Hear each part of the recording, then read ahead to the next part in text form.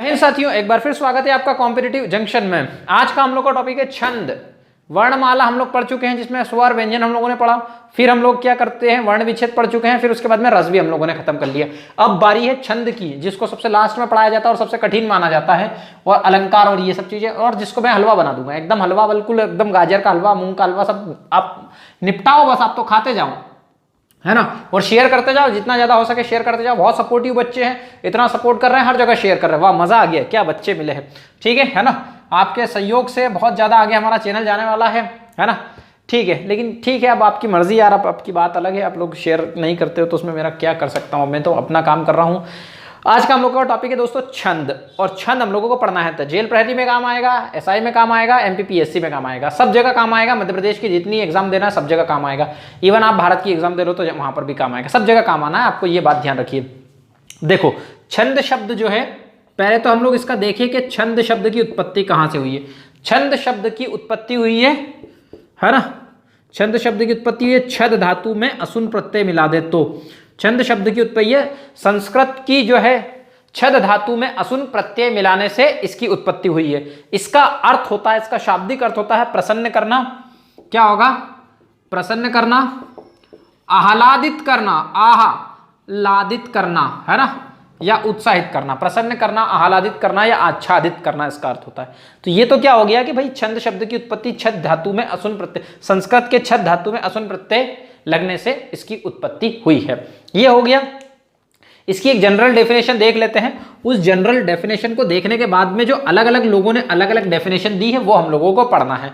ठीक है, वो हम लोगों को पढ़ना है। पहले जनरल डेफिनेशन देखें तो क्या जनरल डेफिनेशन होगी कि किसी कविता में प्रयुक्त, किसी कविता में प्रयुक्त वर्ण, मात्रा, यति, गति, लय, तुक के संगठित, ठीक है, स्वरूप को क्या कहते हैं हम? छंद कहते हैं। या यदि अपन इनका संगठन कर दे तो क्या कहलाएगा? वो कहलाएगा छंद। और छंदोमयी रचना क्या कहलाती है? पद्य कहलाती है। छंदोमयी रचना होती है पद्य, मतलब जो छंद में बंधी हुई हो वो रचना क्या कहलाती है? पद्य होती है। अब बचपन में आप लोगों ने एक सुना होगा कि एक होता है गद्य और एक होता है क्या? पद्य। गद्य में हम लोग कहानी, उपन्यास, नाटक, संस्मरण, निबंध, ये सब चीजें काउंट करते हैं, गद्य में आता है ना। फिर अपन लोग बात करें किसकी? पद्य की बात करें तो पद्य में हम बात करते हैं कविता की, मुक्तक की बात करते हैं। उसके बाद में जैसे मैं शायरी बोलता हूं तो भैया अपन इसमें काउंट कर सकते हैं। जनरली देखे तो वैसे इधर नहीं आता शायरी का काम, है ना। तो ये कविता वगैरह जो भी होती है वो सब किस में काउंट होती है? पद्य में काउंट होती है। आपने बचपन में पढ़ा होगा गद्य की विधाएं, पद्य की विधाएं। तो छंदोमय रचना क्या कहलाती है? पद्य कहलाती है। तो मतलब किसी कविता में वर्ण, मात्रा, यति, गति, लय, तुक के संगठित स्वरूप को छंद कहते हैं। ये तो एक जनरल डेफिनेशन है, एमपीपीएससी में 3 मार्क्स में आएगी। और एमपीएसआई हो चाहे जेल प्रहरी हो, इन एग्जाम्स में क्या होगा, इसका डायरेक्ट पूछ लेगा। या किसकी परिभाषा ऑप्शन में मिलेगा? छंद, रस, अलंकार, इनमें से कोई नहीं, इनमें से सब, इस तरीके से मिलेगा ऑप्शन। अब आपको क्या ध्यान रखना है कि भैया आपको अलग अलग परिभाषाएं ध्यान रखनी है। लेकिन अलग अलग परिभाषाएं ध्यान रखने से पहले मैं आप लोगों को थोड़ा सा इसका छंद का इतिहास बताता हूं। क्योंकि कभी कभी लोगों के नाम से क्या करते हैं, परिभाषा देते थे। जैसे पाणिनि ने कौन बोल देगा, ये एक परिभाषा देगा और बोल देगा ये परिभाषा किसके द्वारा दी गई है। ऑप्शंस में पाणिनि, जगदीश चंद्र बसु वगैरह ये सब मिलेंगे आपको, है ना, कालिदास मिल जाएंगे। तो अपन पहले थोड़ा सा इतिहास जानते हैं कि छंद शब्द की उत्पत्ति तो हमने देखी। छंद शब्द का उल्लेख सबसे पहले ऋग्वेद के पुरुष सूक्त नामक मंडल में मिलता है। छंद शब्द का सबसे पहला उल्लेख कहां पर मिलता है? ऋग्वेद। ऋग्वेद आप लोगों ने देखा 4 प्रकार के होते हैं, ऋग्वेद, यजुर्वेद, सामवेद और अथर्ववेद। अगर मैं हिस्ट्री पढ़ाने लग गया तो मैं हिस्ट्री की ओर बह जाऊंगा, क्योंकि मेरा फेवरेट सब्जेक्ट है हिस्ट्री। हिंदी और polity is my favourite subject. अंग्रेजी नहीं है मेरा फेवरेट सब्जेक्ट, है ना। तो क्या होगा कि ऋग्वेद के पुरुष सूक्त मंडल में छंद की सबसे पहले उत्पत्ति मानी जाती है, वहां से, है ना, छंद शब्द की उत्पत्ति मानी जाती है पुरुष सूक्त में। छंद के प्रमुख आचार्य कौन है? तो छंद के प्रमुख आचार्य है पिंगल मुनि साहब। पिंगल मुनि साहब को छंद का प्रमुख आचार्य माना जाता है। और उनके अनुसार जो है छंद शास्त्र, सबसे पहले छंद शास्त्र किसने बनाया? तो पिंगल मुनि साहब ने बनाया था, है ना। यह छंद का सबसे पहला ग्रंथ किसके द्वारा लिखा गया था? तो पिंगल मुनि के द्वारा लिखा गया था, जिसको हम छंद शास्त्र कहते हैं। लेकिन उन्हीं के नाम पर इसका नाम क्या रख दिया? पिंगल शास्त्र कहते हैं। मतलब छंद को हम लोग क्या कहते हैं? एक चीज और ध्यान रखिएगा, छंद को हम लोग क्या कहते हैं? पिंगल, पिंगर नहीं, पिंगल, पिंगल कहते हैं। क्योंकि पिंगल मुनि के द्वारा ही पहला छंद शास्त्र लिखा गया था। और इन्हीं के सम्मान में हम लोगों ने क्या कर दिया? मुमताज महल, ताजमहल, है ना, तो पिंगल उसका नाम रख दिया, पिंगल शास्त्र रख दिया। ये तो छंद के प्रथम आचार्य माने गए।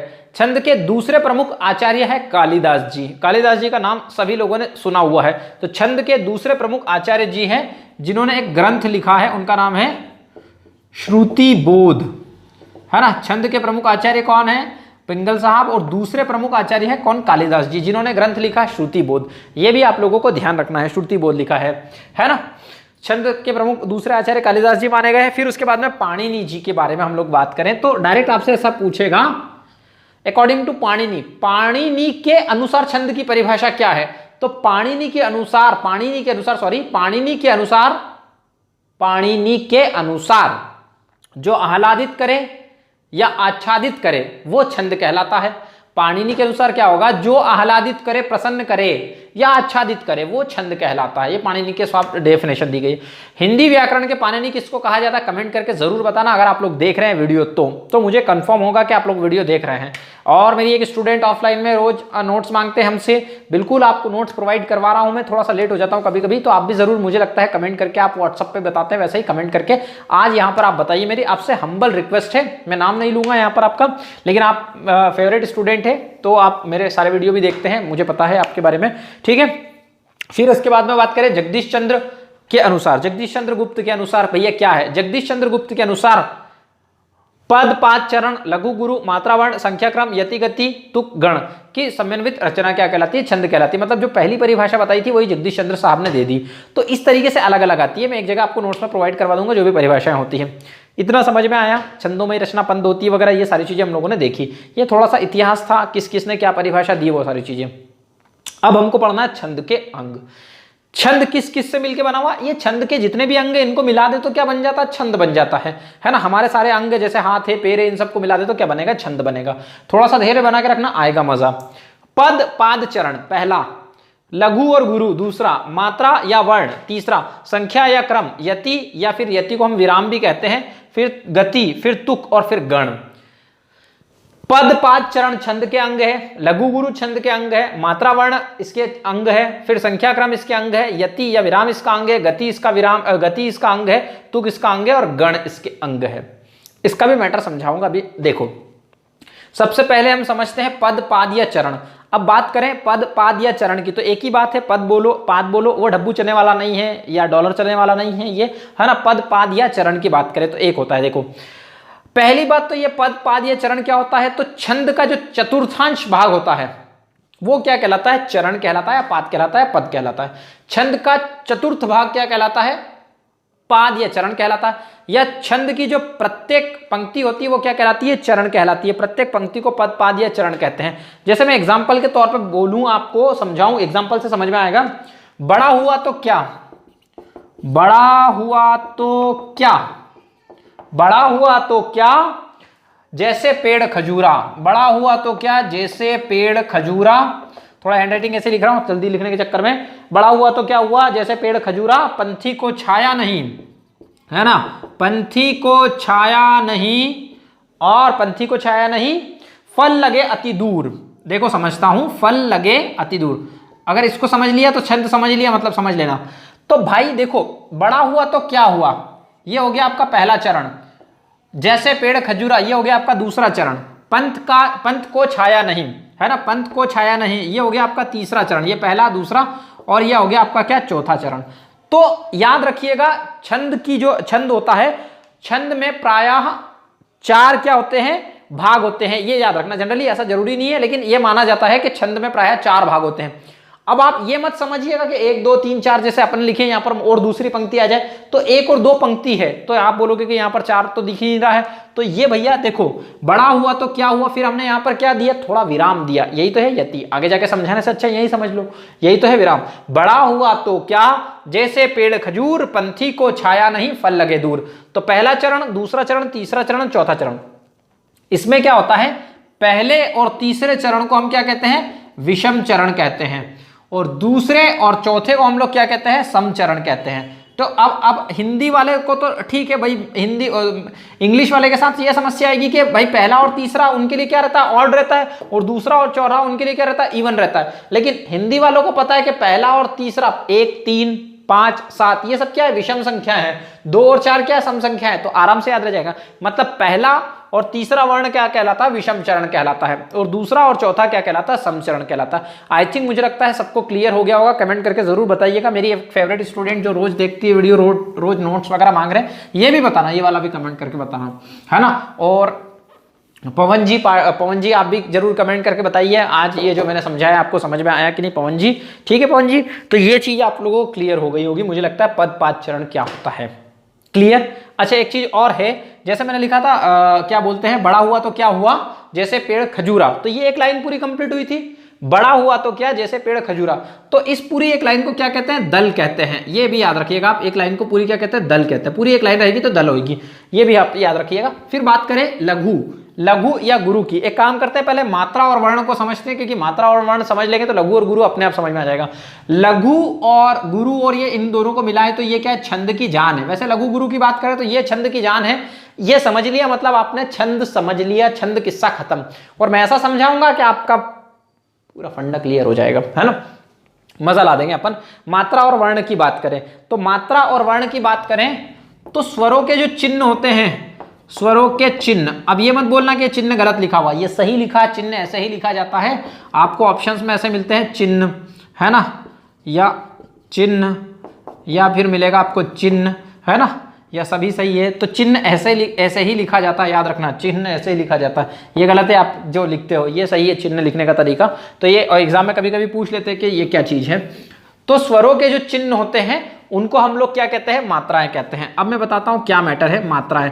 स्वरों के जो चिन्ह होते हैं उनको क्या कहते हैं हम लोग, मात्राएं कहते हैं। और वर्ण क्या होता है, वे मूल ध्वनियां जिन्हें हम और खंडों में विभाजित नहीं कर सकते। वर्ण क्या है, अक्षर का लिखित रूप या ध्वनि का लिखित रूप। वर्ण को हम अक्षर भी कहते हैं और ध्वनि को जब लिख देते हैं तो वो क्या कहलाता है, वर्ण कहलाता है। मैं पहले ही समझा चुका हूं, फर्स्ट वाला वीडियो देखिए आप जरूर। स्वरों के जो चिन्ह होते हैं हम उनको मात्राएं कहते हैं। अब हमारे पास में स्वरों की संख्या कितनी है, इसीलिए मैंने पहले वर्णमाला पढ़ाया। स्वरों की संख्या हमारे पास में कितनी है दोस्तों, मेरे प्यारे दोस्तों, 11। अ आ इ ई उ ऊ ए आई ओ औ री। अ आ इ ई उ ऊ ए आई ओ औ री। तो हमारे पास स्वरों की संख्या कितनी हो गई, 11 हो गई, जिसमें हमने ह्रस्व स्वर, संयुक्त स्वर और उसके बाद में दीर्घ स्वर। बंद तो नहीं हो गया वीडियो, एक सेकंड देखने दो दोस्तों। हाँ चल रहा है, कभी कभी बीच बीच से तो बंद हो जाता, कल भी बंद हो गया था, तो वो भी समस्या आ जाती है। ठीक है, तो ये भी मैटर हो गया हमारे साथ में। अब हमने इसमें से क्या देखे, एक होते हैं क्या, ह्रस्व स्वर, है ना, और यहीं पे और भी चीजें समझाता हूं, और दीर्घ स्वर। लेकिन मैंने आप लोगों को बताया था कि इसी के साथ में संयुक्त स्वर अलग से भी काउंट किया जाता है ना। अब देखो मैं डॉक्टर आदमी हूं, मेरा ऐसे ही काम है, मेरा दीर्घ, मेरे को बहुत आलस आता है लिखने में, है ना। स्वर, ह्रस्व स्वर की बात करें, दीर्घ स्वर की बात करें, संयुक्त स्वर की बात करें, तो ह्रस्व स्वर कितने हैं, 4 है। आ क्या, आ ई उ री आएगा ना, आ ई उ री। जल्दी से जल्दी शेयर करो ताकि क्या हो, लाइव क्लास चालू हो। लाइव क्लास में आप मेरी गलतियां पकड़ो, थप्पड़ मारो सामने वाले को कि भाई देख रहे भाई गलतियां कर रहा है, आ ई उ री। अब मैं आप लोगों को संयुक्त या दीर्घ स्वर की बात करूं तो हम लोगों ने देखा था बड़ा आ, बड़ा ई, और छोटा ऊ भी देख लो, छोटा ऊ, बड़ा ऊ, ए आई ओ औ, है ना। तो 4 3 कितने हो गए, 7 हो गए। 1 2 3 3 6 और कितना हो गया, 3 3 6 और 2 8 हो गया है, तो है ना भाई, 8 और 2 10 और 1 2 12 हो गया ना। क्या गड़बड़ कर दिया क्या यार। आ ई उ री, 1 2 3 4 5 6 7 8, ये क्या गड़बड़ हो गया। एक सेकंड रुकना, समझते हैं फंडा, पहले समझो। 11 मात्राएं होती है, टोटल स्वर हमारे पास 11 है। 12 कैसे हो रहे, कुछ गड़बड़ तो नहीं कर दिया मैंने। अरे यार छोटा ऊ लिख दिया ना यहाँ पर, देखो यार क्या पढ़ाते पढ़ाते भी दिमाग बहरा जाता है। अब हो गया ना 11 है, छोटा ऊ तो यहाँ पर आ ही गया है ना। अब देखो हमारे पास में मात्राओं की संख्या कितनी होगी, स्वरों के चिन्ह को हम क्या कहते हैं, मात्राएं कहते हैं। अब हमारे पास में मात्रा कितनी होगी, 11 मात्रा होगी क्या, नहीं, हमारे पास 10 मात्रा है, इसमें कोई मात्रा नहीं लगी हुई है, ई की मात्रा, है ना। अब देखो बड़ा आ में कौन सी मात्रा आ रही है, आ। ओ एक चीज समझ लेना, ये अगर समझ लिया तो फंडा क्लियर है। मैं पहले ही बता रहा हूं, यहाँ पर धैर्य बना के रखना कि आगे बढ़ा दिया वीडियो नहीं देखना, ये यहां से ही सब कुछ क्लियर होगा आपका। आ में कोई मात्रा आ रही है क्या, नहीं आ रही है ना। तो आ में कोई मात्रा नहीं आ रही, तो देखो अब मैं समझाता हूं कि ये 10 मात्राएं कौन कौन सी है। 11 स्वर में से 10 मात्राएं याद रखना है। आ की मात्रा, ई की मात्रा छोटा ई, बड़ा ई की मात्रा, ऊ की मात्रा, बड़ा ऊ की मात्रा, आ ई और ऊ, ये हो गया ए, ये हो गया आई, ये हो गया हमारा क्या, ओ, ये हो गया क्या हमारा औ। ए आई ओ औ, ओ औ। तो कितनी हो गई, 1 2 3 4 5 6 7 8 9 नो के बाद में किसकी मात्रा, री की मात्रा, आ की मात्रा, ई की मात्रा। आज तो बहुत मजा आ रहा है आप लोगों को छंद पढ़ाने में। तो ये 10 मात्रा है, समझ में आई ना भाई। आ की मात्रा, ई की मात्रा, ऊ की मात्रा, ऊ की मात्रा, ए की मात्रा, ए की मात्रा, ओ की मात्रा, ओ की मात्रा, और ये हो गई री की मात्रा। ये 11 मात्रा हो गई। इतना फंडा क्लियर हुआ। तो छोटी ई की, बड़ी ई की, छोटा ऊ, बड़ा ऊ, ए आऊ, ए आई, ओ आऊ और री हो गया। ये मात्रा हो गई हमारी क्या, 11 मात्राएं, नहीं 10 मात्राएं होंगी दोस्तों। तो ये है हमारी क्या, मात्राएं। और वर्ण में बता चुका हूं। इतना फंडा क्लियर हुआ। अब आगे जाके आपको यहां से क्या होगा, लघु, और वो समझ में आएगा। आगे जाके अब ह्रस्व स्वर में बता चुका हूं क्या, अ और सॉरी ऊ सॉरी अ ऊ है ना, और री। एक आप लोग कमेंट करके बताओ कि कौन सा है चौथा, अ ई ऊ री, कौन सा वाला आएगा बताओ। अ ई ऊ री है ना, छोटा ई एक इसमें आ जाएगा, अ ई ऊ री। उधर मैंने छोटा ई लिख दिया था क्या, पहले गड़बड़ तो नहीं कर दिया था। अ ई ऊ री, ये 4 है हमारे क्या, ह्रस्व स्वर कहलाते हैं। अब मैं बताऊंगा क्या मैटर आएगा, कहां पर मैटर फंसेगा, यहां पर लघु और यहां। ये तो हो गया लघु और गुरु की बात करें। छंद के संदर्भ में ह्रस्वाक्षर को, छंद के संदर्भ में ह्रस्वाक्षर को क्या कहते हैं, लघु कहते हैं। छंद के संदर्भ में ह्रस्वाक्षर, ह्रस्वाक्षर मतलब ह्रस्व कौन से हो गए, अ ई और ऊ और री, है ना। वो तो मात्राएं लिखी थी मैंने, अ ई ऊ और री। ये क्या है, ह्रस्वाक्षर है। तो छंद के संदर्भ में हम इनको कितना क्या बोलेंगे, लघु बोलेंगे। और इनकी मात्राओं का भार कितना होगा, 1 होगा। इसको हम लोग खड़ी पाई के रूप में लिखते हैं। जैसे अ लिखा तो 1, ई लिखा तो 1, ऊ लिखा तो 1 और री लिखा तो 1। ये अपने को समझना है। ह्रस्वाक्षर क्या हो गए, अ ई ऊ और री, अ ई ऊ और री। और इनकी मात्राओं का भार कितना होता है, 1 होता है। जैसे मैंने लिखा, मान लो यहां पर लिखा क्या, यहां पर लिखा मैंने, मान लो कुमकुम, कुमकुम लिखा, तो ये क्या, छोटा ऊ है। और छोटा ऊ की वेटेज कितना है, 1 है। अब इसको, ये तो देखो, इसको भूल जा, व्यंजन का काम ही नहीं है। जब कभी भी हम क्या पढ़ते हैं, छंद में वर्ण या मात्रा गिनने का काम करते हैं, मात्राएं गिनने का काम करते हैं, वर्ण गिनने का काम करते हैं, तो केवल स्वर को काउंट करते हैं, व्यंजन से कोई लेना देना नहीं। तो मात्रा कौन सी, ऊ की, तो इसका भार कितना हो गया, 1। म में मात्रा कौन सी, अ की, म 1 मात्रा। कु में मात्रा कौन सी, ऊ की, तो 1 मात्रा। म में कौन सी मात्रा, 1 मात्रा। एक कोई और एग्जाम्पल लो, अनिल लिखो, अनिल लिखा जैसे हमने, तो आ की वेटेज कितना है, आ का वेटेज कितना है, मात्राओं का भार कितना है, 1। नील, ई की मात्रा आ रही है, अनिल, ये वाली मात्रा छोटी, तो वेटेज कितना, 1। ल में कौन सी मात्रा, आ की मात्रा, तो 1 हो जाएगा। ये समझ में आया, इतना फंडा क्लियर हुआ। तो ह्रस्वाक्षर अ ई ऊ री जहां कहीं भी दिखेगा तो इनको हम लोग छंद के संदर्भ में लघु कहते हैं। और इनकी मात्राओं का भार कितना होता है, 1 होता है। और इसको लिखते हैं खड़ी पाई की तरफ। अब हम लोग बात करें किसकी, गुरु की बात करें, तो छंद के संदर्भ में दीर्घाक्षर। अब देखो यहां पर आपको याद रखना है कि दीर्घाक्षर जो मैंने बताया आपको कौन कौन से, ए आई ओ औ, ए आई ओ औ के बाद में क्या हो गया, ऊ हो गया। और उसके बाद में क्या आ गया, आ ई ऊ, एक ई हो गया, है ना, बड़ा वाला ई हो गया। आ ई, एक बार मेरे को देखना पड़ेगा, आ ई ऊ, ए आई ओ औ, है ना, ओ औ और री। तो जिसमें से 1 ये गया, 2 ये गया, 3 ये गया और ये 4 गया। तो बड़ा आ बच गया ना, देखो ये बड़ा आ बच गया। तो कुछ चीजें कभी कभी क्या होती है, गड़बड़ होती है। स्वर याद है पूरे तो आप कहीं से भी कैसे भी करके एग्जाम क्वालिफाई कर लोगे। ये फंडे आपको तरीके याद होना चाहिए कि कभी कहीं पे आप अटक जाओ तो क्या करोगे, है ना। देखो दोस्ती यारी की तरह पढ़ाता हूं मैं, सर वगैरह कहलाना मुझे बड़ा अजीब लगता है। देखो यार दोस्तों, सर मुझे कहलाना बहुत अजीब लगता है। तो ये दीर्घाक्षर हो गए। इनको दीर्घाक्षर को हम लोग छंद के संदर्भ में क्या कहते हैं, गुरु कहा जाता है। जैसा कि आप मुझे कहते हो, बहुत सारे मेरे प्यारे बच्चे हमको क्या कहते हैं, गुरुजी, प्रणाम, चरण स्पर्श। जहां मैं दूसरी जगह पढ़ाने जाता हूं, 1500 लोग देखते हैं, 1000 लोग देखते हैं, तो एक भी कमेंट नहीं करने को तैयार है। पता नहीं, समझ में नहीं आता है क्या दिक्कत क्या है, समझ में नहीं आ रहा बताओ। तो ये क्या हो जाएगा, गुरु कहलाएगा। गुरु कहलाएगा, समझो कैसे। देखो जैसे मैंने लिखा क्या, यहां पर लिखा मैंने राजा, तो राजा लिखा, तो इसमें मात्रा कौन सी आ रही है, आ की मात्रा आ रही है। और इस आ की मात्रा, ये जो दीर्घाक्षर है, इसका भार कितना होता है, इसका भार होता है 2। मतलब इसको हम लिखते हैं खड़ी पाई की तरह। जैसे मैंने लिखा लघु, तो लघु का कितना हो जाएगा, 1। लेकिन इसको लिखते कैसे, खड़ी पाई बोलते हैं इसको। और दीर्घाक्षर जैसे कि हम बोले आ, ए, आई, ओ, औ, ई, ऊ, है ना, इनकी बात करें तो इसको लिखते हैं खड़ी पाई की तरह।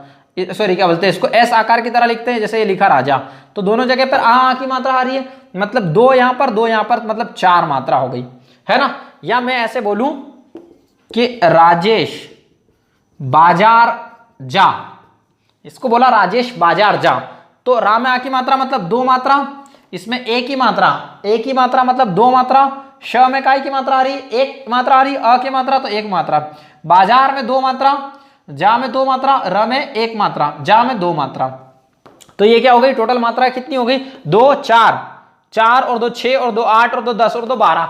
इसी को हम लोग क्या कहते हैं, संख्या कहते हैं। मतलब छंद में मात्राओं की गणना करना क्या कहलाता है, संख्या कहलाता है। समझ में आ गया, ये भी क्लियर हो गया। छंद में संख्याओं की गणना, है ना, छंद में किसकी गणना, सॉरी मात्राओं की गणना, छंद में मात्राओं की गणना करना क्या कहलाता है, संख्या कहलाता है। या छंद में लघु और गुरु मात्रा का जो निर्धारण होता है कि पहले लघु आएगा गुरु मात्रा का निर्धारण होगा, वो क्या कहलाता है, क्रम कहलाता है। मतलब आप उसको क्रम से लिख रहे हो कि नहीं हो, लघु मात्रा कब आनी है निर्धारण करना, मतलब सही जगह पर, उल्टा सीधा नहीं लिख सकते आप, है ना। तो ये चीजें हो जाएगी। एक और लिख सकते हैं अपन, एक और देख लो, कोई एग्जाम्पल देख लो और समझ में ना आए तो और देख लो। जैसे लिखा पिताजी माताजी और दादाजी साथ थे, ठीक है। तो देखो पिताजी छोटा ई आ रहा है, छोटा ई मतलब इसके नीचे क्या हो जाएगा, 1 हो जाएगा, आ रहा है मतलब 2 हो जाएगा, जी बड़ा ई आ रहा है मतलब 2 हो जाएगा, यहां पर 2 हो जाएगा क्योंकि आ रहा है, 2 हो जाएगा, 2 हो जाएगा क्योंकि ई आ रहा है, ओ आ रहा है तो 2 हो जाएगा, र 1 आ रहा है, 2 आ रहा है, 2 आ रहा है, 2 आ रहा है, 2 आ रहा है, 1 आ रहा है, आ बोलने पर आ रहा है, थे में 1 की मात्रा आ रही है मतलब 2 आ रहा है। तो ये क्या हो गई हमारा, इसको ही हम क्या कहते हैं, मात्राओं को गिनना और ये सब चीजें करना। इसमें आगे जाके आपको चौपाई चौपाई चौपाई चौपाई चौपाई अलग अलग चीजें, रोला छंद, उलाला छंद, है ना, मात्रिक छंद, वार्णिक छंद, सब पढ़ने को मिलेगा। तो इतना समझ आया कि लघु और गुरु क्या है। और यहाँ पर हाथों हाथी मैंने आपको संख्या और क्रम भी बता दिया। अभी हाथों हाथ देखो, इस तरीके से पढ़ोगे तो मजा आएगा। यति या विराम की हम लोग बात करें, अच्छा अब एक सेकेंड रुको रुको रुको रुको, अब आपको ये चीजें फंडा क्लियर करना। हाँ सॉरी एक मिस्टेक हुई है, मिस्टेक तो क्या है मतलब छूट गया है। लघु और गुरु पढ़ना है हमको, और लघु और गुरु ही समझना है क्योंकि ये जान है। इसमें मैंने मात्रा और वर्ण तो पढ़ा दिया, संख्या क्रम भी हाथों हाथी बता दिया। पहले यति और गति पढ़ने से पहले तो सिंपल है, तो बहुत ज्यादा आप समझोगे। देखो जैसे मैंने आपको बताया कि राजेश बाजार जा या राम बाजार गया था, इस तरीके का कोई एग्जाम्पल लें। जैसे हम बात करें इसकी चंद्र बिंदु की, इसको चंद्र बिंदु बोलते हैं। जैसे मैंने लिखा कहीं पर क्या, ये लिखा अंधेरा, हे अंधेरा घना मगर दिया जलाना कहाँ मना है, यही है क्या शेर। जैसे मैंने लिखा अंधेरा, तो ये जो चंद्र बिंदु है इससे कोई फर्क नहीं पड़ेगा, इसका वेटेज हमेशा एक ही माना जाएगा। मतलब आ के ऊपर जो अम लगा है, सॉरी क्या बोलते हैं आपका, हाँ अम नहीं, चंद्र बिंदु जो लगा है इसको हम लोग क्या बोलते हैं, कमेंट करके बताना, क्योंकि मैंने पढ़ाया आप लोगों को ये चंद्र बिंदु को क्या कहते हैं। तो इसका वेटेज एक ही होगा, लेकिन धे में 2 आ रहा है, रा में 2 आ रहा है, ठीक है। तो आपको ये शॉर्टकट में लिख लेना है अपनी कॉपी में साइड में। हालांकि मैं आप लोगों को डिटेल में बताऊंगा कि जहां कहीं भी आपको चंद्र बिंदु दिखे वहां पर आप लोगों को ध्यान रखना है कि उसका वेटेज हमेशा एक ही होगा, वहां पर 2 मात्राएं काउंट नहीं होगी। फिर हम लोग जैसे बात करें किसकी, आपके अनुस्वार की। अनुस्वार को हम लोग क्या बोलते हैं, जैसे संग भंग रंग चंग में बता चुका हूं पहले। तो इसका वेटेज 2 होगा। कैसे 2 होगा, देखो जरा, यहां पर लिखा यदि मैंने अंधकार, या यहां पर लिखा मैंने क्या अलंकार, अंधकार या अलंकार लिखा, तो ये अम के ऊपर बिंदु लगी हुई है, मतलब अनुस्वार लगा हुआ, तो इसका वेटेज 1 नहीं होगा। आ का वेटेज 1 होता है, लेकिन इसके ऊपर क्या लगा हुआ, अनुस्वार लगा हुआ है, तो इसका वेटेज 2, इसका वेटेज 1, इसका वेटेज 2, इसका वेटेज 1। मतलब क्या हुआ कि जहां कहीं भी आपको अनुस्वार दिखेगा तो वहां पर अपन मात्रा को गुरु काउंट करेंगे, गुरु गिनेंगे। फिर ये अलंकार की बात करें तो ये तो 1 ही रहेगा, ल के ऊपर बिंदु लगा हुआ तो 2 हो जाएगा, का तो पहले से 2 है और ये 1 हो जाएगा। तो ये इतना समझ में आ गया होगा। जैसे लिखा संग, संग लिखा तो ये तो 1 ही है, आ रहा बोलने पर, ग के ऊपर क्या आ रहा, अनुस्वार आ रहा, तो इसका वेटेज क्या हो जाएगा 2, मतलब 3 मात्राएं। पूछ लेगा संग में कितनी मात्राएं हैं, आप क्या बताओगे, 3 मात्राएं बताओगे। आई थिंक मुझे लगता है ये क्लियर हुआ होगा आपको। आगे बात करें विसर्ग की। जहां कहीं भी आपको विसर्ग दिख जाए इसका मतलब है उसका भार कितना हो जाएगा, 2 हो जाएगा। जैसे अपन बात करें किसकी, दुख की बात करें, तो दुकह की बात करें तो इसके पहले वाला 2 होगा। जैसे छोटा ऊ है तो छोटा ऊ का तो 1 ही लिखना चाहिए, लेकिन इस स्वर्ग की वजह, सॉरी विसर्ग की वजह से हम लोग इसको क्या कर देंगे, 2 काउंट कर लेंगे, और ये तो रहेगा क्या हमारा 1 ही रहेगा। ये तो हमारा क्या रहेगा, एक ही रहेगा। जैसे मैं बात करूं नमस्कार है क्या, ये नमःकार, एक से एकदम मना कामना, एक ये देखो मनः कामना, मनः कामना, ये देखा हमने मनः कामना। तो ये तो क्या हो गया हमारे लिए, एक हो गया। ये विसर्ग की वजह से ये एक था, लेकिन ये क्या काउंट होगा, दो काउंट होगा। ये दो काउंट होगा, ये एक काउंट होगा, ये दो काउंट होगा। इतना फंडा क्लियर हुआ। कभी कभी इस तरीके से भी एग्जाम में क्वेश्चन आ जाते हैं, तो ये भी समझ लो आप, इस तरीके से याद रखना है विसर्ग वाला भी। तो दो काउंट होगा। ये शॉर्टकट में टेबल बना के रखनी है, ये मजा आ जाएगा आपको, आनंद ही आनंद है। संयुक्त की बात करें, संयुक्त वर्ण बोले या अपन एग्जैक्टली बोले, तो यहाँ पर संयुक्त वर्ण तो एक अलग मैटर हो जाता है। बलाघात की बात करें, मतलब जिसपे अपन बल देके बोलते हैं, बलाघात की बात करें मतलब जिसपे बल देके बोलेंगे। जैसे मैंने बोला भक्त, तो अपन ने बल दिया उसके ऊपर, भक्त। या मैं बोलूं क्या, सत्य, भक्त बोला, सत्य बोला, है ना, गत्य बोला, सत्य बोला, गत्य बोला, भक्त बोला। या मैंने बोला कष्ट, तो थोड़ा इसको बोलते हैं बलाघात, मतलब आपने उसके ऊपर बल देकर आघात किया हथौड़े से, है ना, उसको कहते हैं बलाघात, तो कष्ट हो जाएगा।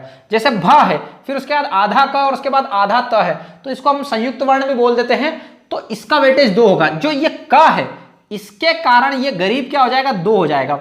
भ के अंदर आ रहा है, लेकिन इस गरीब के कारण ये अमीर हो गया, और इससे कोई लेना देना नहीं है। अब ये त के नीचे क्या आ जाएगा, एक आ जाएगा, क्योंकि इसका वेटेज क्या हो गया, एक हो गया। इन दोनों को एक काउंट करेंगे, इन दोनों को क्या काउंट करेंगे, एक काउंट करेंगे। ये स इसकी वजह से क्या हो गया, दो हो गया। अब इन दोनों को क्या काउंट करेंगे, एक काउंट करेंगे। आई थिंक समझ में आया होगा। इस आधे श की वजह से आप क्या कर दोगे, इसको दो बना दोगे और ये पूरा क्या हो जाएगा, एक हो जाएगा। और एग्जाम्पल देखें क्या, और सत्य है, भक्ति है, कष्ट है, मध्य है, जैसे मध्य लिया, तो इसकी वजह से गरीब क्या हो गया, दो हो गया, और ये दोनों मिलके क्या हो गया, एक हो गया, क्योंकि इसमें तो आ की मात्रा है। या मैं बात करूं, जैसे मैं बात करूं, इसकी बात कर लो, एक कठिन ले लो थोड़ा सा, उज्जवल, अरे ये गलत लिख दिया, उज्जवल तो अरे फिर गलत लिख दिया, उज्जवल, ये उज्जवल हो गया। अब देखो इसकी वजह से ये क्या हो गया, दो हो गया। अब ये है ना, दो हो गया है, और ये क्या हो गया, एक ही रहेगा, ये क्या रहेगा, एक ही रहेगा। ये समझ में आया, उज्जवल। या कोई और थोड़ा सा टफ एग्जांपल देखेंगे, इसमें है क्या, नहीं है, इसमें टफ एग्जांपल नहीं है। अब अभी आगे आएगा, और टफ थोड़ा सा एग्जांपल लूंगा, तब आपको समझ में आएगा। फिर हम बात करें किसकी, बलाघात भी हो गया। रेफ की बात करें, रेफ, जैसे मैंने लिखा है यहाँ पर कम लिखा, कम लिखा मतलब क्या हो गया, एक हो गया, एक हो गया।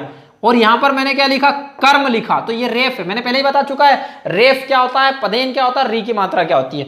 तो इस रेफ की वजह से ये जो है, ये पहला वाला, भाई अगर कोई लघु है और रेफ आ जाता है, तो वो क्या हो जाता है, दीर्घ में कन्वर्ट हो जाता है, दीर्घ में कन्वर्ट हो जाएगा। इसकी वजह से दो मात्रा काउंट होगी और इसकी एक मात्रा काउंट होगी, ये तो एक मात्रा काउंट होगी। लेकिन मेरे प्यारे दोस्तों, अगर मैं इसको ऐसा लिख दूं क्या, कर्मा, कर्मा, तो इस रेफ की वजह से ये तो दो हो गया है, ये दो हो गया, और ये पहले से अपने आप में क्या है, दो है, तो ये दो हो जाएगा, क्योंकि यहां पर आ की मात्रा है, कर्मा, ये र इसके साथ में काउंट हो रहा है, इसकी वजह से दो रहा। अब एक बहुत थोड़ा सा टफ क्वेश्चन देता हूं, लेकिन उसके पहले देख लो मेरा वीडियो बंद तो नहीं हुआ है।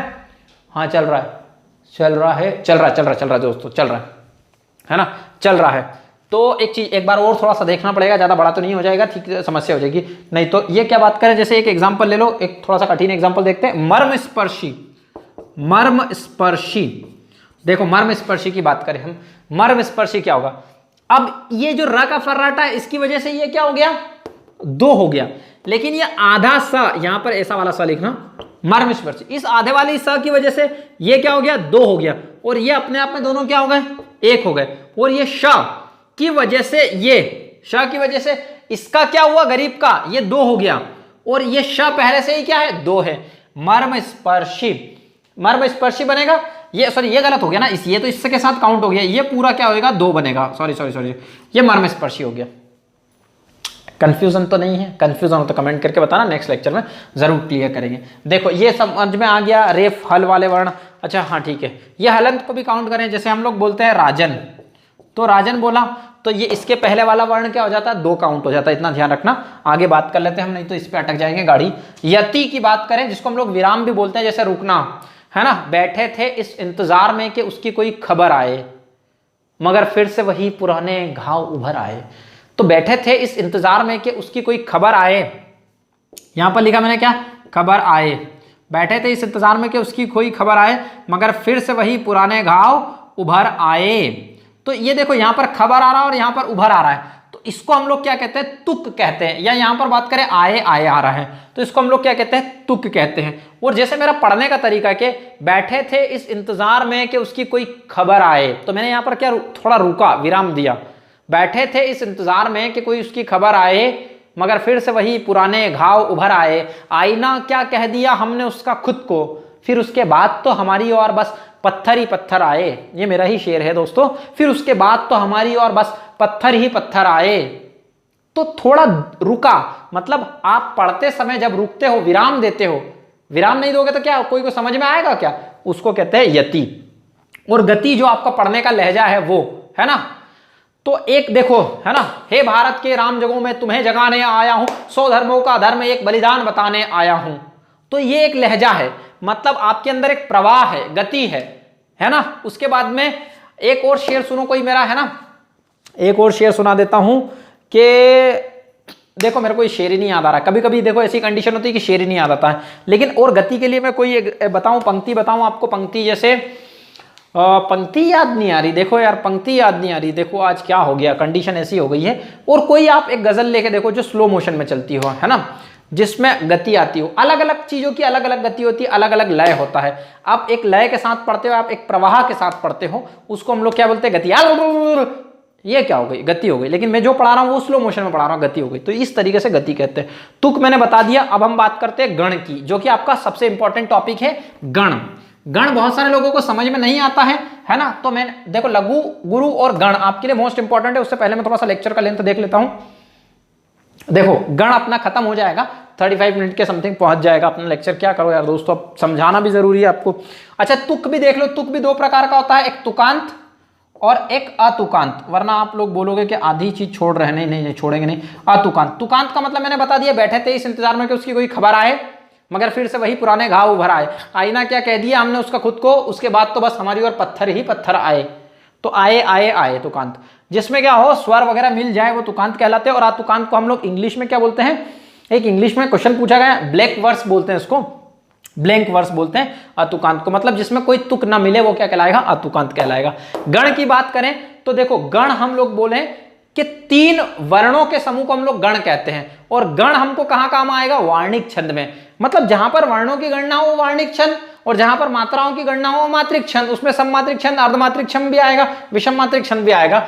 लेकिन अभी बात करें गण की तो 3 है ना, 3 वर्णों का समूह क्या कहलाता है, 3 वर्णों का समूह क्या कहलाता है, 3 वर्णों का समूह कहलाता है गण कहलाता है।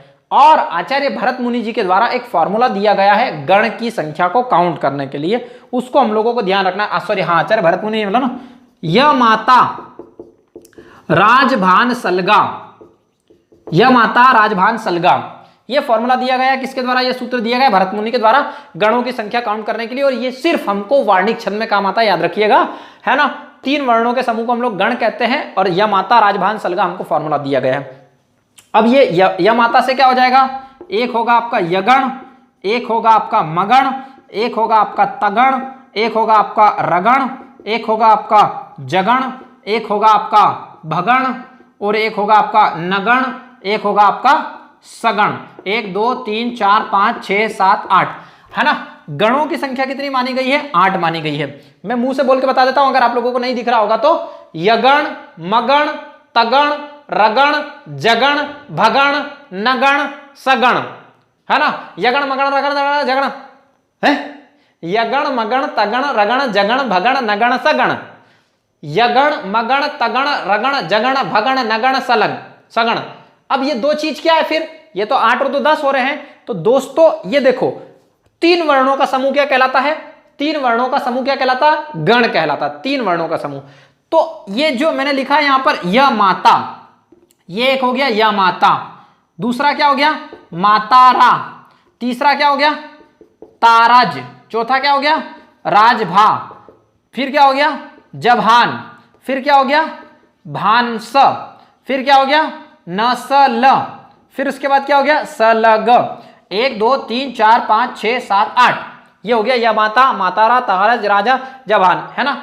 मतलब अगर मैं यगण का एग्जांपल लूं तो क्या बनेगा, जैसे मैंने ले लिया भवानी, तो भवानी में यह में क्या मात्रा आ रही है 1, माँ में क्या मात्रा आ रही है 2, ता में क्या मात्रा आ रही है 2, तो ये इसका एग्जाम्पल हो गया क्या भवानी, ये कहलाता हमारा यगण, ये फॉर्मूला दिया गया। अब मातारा में 2 2 2 आ रहा है तो अपन इसके लिए क्या ले लें राजा जी, राजा जी एग्जाम्पल लेंगे क्योंकि यहाँ पर 2 मात्रा, यहाँ पर 2 मात्रा, यहाँ पर 2 मात्रा, तो यहाँ भी 2 2 2 2 आनी चाहिए, तो ये क्या हो गया भैया राजा जी, ये 2 2 मात्रा है। तारज, तो इसके लिए मात्रा क्या ले लेते हैं, इसके लिए अपन मात्रा क्या ले लें, मात्रा के लिए कोई एग्जाम्पल दिखे मुझे ऐसा डायरेक्ट फंडा क्लियर हो, कैलाश ले लो, जैसे ये भैया ने कैलाश लिया है, एक भैया है हमारे स्टूडेंट कैलाश, तो 2 मात्राएं दिख रही है यहाँ पर, 2 मात्राएं दिख रही है यहाँ पर, और यहाँ पर क्या दिख रही है 1 मात्रा दिख रही है, तो ये हमारे लिए हो गया। फिर राजभा है ना, राजभा की बात करें तो राजभा में अपन बात कर लें, राजभा है ना, इसके लिए अपन बात करें क्या राजेश, नहीं गलत हो जाएगा, राजेश नहीं हो जाएगा, आप इसके लिए कोई एग्जाम्पल बताओ, लालची, देखो हाँ लालची, लालची हो जाएगा, लालची, लालची की बात करें तो 2 मात्रा लाभ है, जा में कितनी मात्रा 1 मात्रा, ये 2 मात्रा और यहाँ पर 2 मात्रा, इस तरीके से आप इसके एग्जाम्पल देख सकते हो, आपका काम बन जाएगा यगण मगन भगन रगण जगन से। अब मैं फिर से एक बार थोड़ा सा क्लियर कर देता हूँ, जल्दबाजी ना करें तो, क्योंकि आपको कंफ्यूजन ना हो इसलिए। य माता राजभान सलगा, तो ये फॉर्मूला है जिससे गणों की संख्या 8 मानी गई इस फॉर्मूले के हिसाब से, इस सूत्र के हिसाब से। तो पहले आपको क्या करना है, यह माता को लेना है, फिर मातारा को लेना है, मतलब इधर से एक गायब करा, फिर इधर से एक गायब करा, फिर इधर से एक गायब करा, और 3-3 वर्ण लेना है और उस मात्रा के अकॉर्डिंगली आपको काउंट करना है। एक बार और बता देता हूं, जैसे हमने लिया, मान लो सबसे पहले लिया यह माता, यह माता मतलब 1 मात्रा 2 मात्रा 2 मात्रा, तो इसका एक एग्जाम्पल दे दिया, मान लो जैसे मैंने लिखा भवानी, वो बोलेगा इसमें कौन सा गण है, तो आप पता कैसे करोगे कि इसमें कौन सा गण है, तो इसमें कितनी मात्रा 1 मात्रा, इसमें कितनी मात्रा 2 मात्रा, और इसमें कितनी 2 मात्रा, इसका मतलब यह माता, अगर आपको ये रह गया याद, यह माता राजभान सलगा, तो आप बता पाओगे कि ये क्या है यगण है, यगण है, ये समझ में आया, यगण मगण जगण तगण रगण भगण सब याद रह जाएगा। आई थिंक मुझे लगता है सभी लोगों को क्लियर हो गया। अब एक चीज और समझ लो, जैसे हमने बोला यह माता राजभान सलगा, सलगा, तो ये इधर पीछे आ रहा लगा, तो इन दोनों को संयुक्त रूप से हम लोग क्या कहते हैं दशाक्षर कहते हैं, ये हो जाएगा लघु और ये हो जाएगा गुरु, है ना, लघु और गुरु इनको कहा जाता है, और संयुक्त रूप से ये क्या कहलाते हैं दशाक्षर कहलाते हैं, ये उसमें काउंट नहीं होते हैं, है ना। ये आप लोगों को फंडा क्लियर हुआ होगा। अगर आप लोगों को ये लग रहा है कि आप लोगों को मगन झगड़ सगन समझ में नहीं आया है, तो मैं एक 5 मिनट का शॉर्टकट वीडियो बिल्कुल आराम से एकदम स्लो मोशन में बता दूंगा आप लोगों को, है ना। वैसे इसकी लेंथ बहुत बड़ी हो गई है। मिलते हैं नेक्स्ट लेक्चर में, जहां पर आपको मजा आएगा, रोला छंद उलाला छंद सब कुछ पढ़ने को मिलेगा। मिलते हैं नेक्स्ट लेक्चर में दोस्तों, ज्यादा से ज्यादा शेयर करो, आपका बहुत ज्यादा प्यार मिल रहा है, लेकिन और प्यार बढ़ाओ, अपना प्यार बढ़ाते रहिए। मिलते हैं नेक्स्ट लेक्चर।